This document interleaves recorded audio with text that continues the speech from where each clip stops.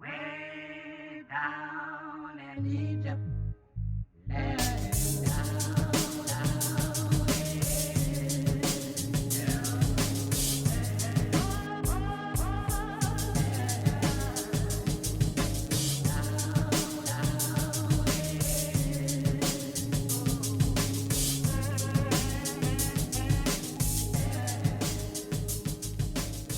I would say, strictly speaking, the plant cannot sense whether it's artificial or natural light.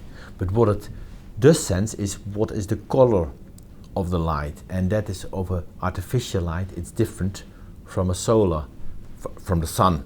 But also, if there are two lamps, they also have they may have a different color. So the color is very important. It is the intensity, and then what we first of all have to realize, the light needs to be absorbed by the plant. In most cases, it's absorbed by the leaves. If the light is not absorbed, it does not do anything. So it's absorbed light which affects the plant. Then there can be the light for photosynthesis. So photosynthesis is the process of taking up the CO2. I would say that's the motor for growth. But there is much more that light does do. The plant has a number of what we call photoreceptors. In fact, pigments, they absorb light, and based on that you get a number of different physiological responses. So there is the Phytochrome, is the most well-known photoreceptor, very much dependent on red versus the far red. Far red is a very, let's say, dark red light, but what we hardly see with our human eye.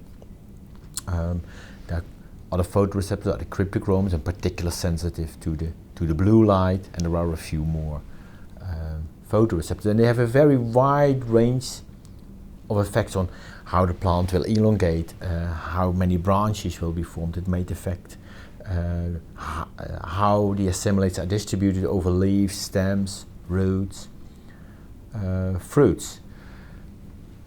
And then so far what you see in the research is that most studies are all about intensity of light, so how much light there is, about the color, and then we keep it constant. But the plant also have a 24-hour clock. The sensitivity in the morning might be different from the sensitivity in the evening. The most well-known is in fact the response to the red to far red ratio. Then you can think about a sunny day, sun goes down, so sunset, you see the sun is going down, it's getting darker and darker. In fact, the color shifts from the red to the far red ratio. That happens in nature.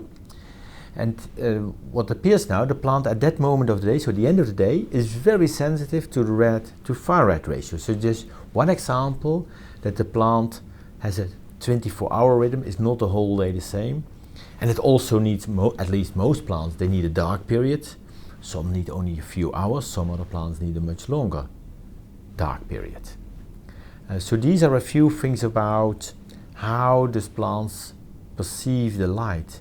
It's even important from which direction the light is coming. So with the sun it's always coming from above.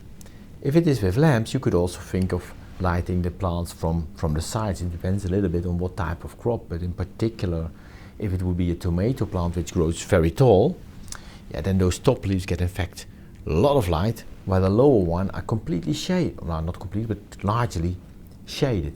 Then having some lights in between might be beneficial. But then we do not know so much yet what that does do, because if the light comes from a different direction, that also has an effect. So maybe if you have a plant, let's say here in front of the window, it will probably grow a little bit towards the window. So that's an example of that, because in that case most of the light comes from the side, that the direction of light also affects the direction of where the plant grows, and it may have a few more of those type of effects.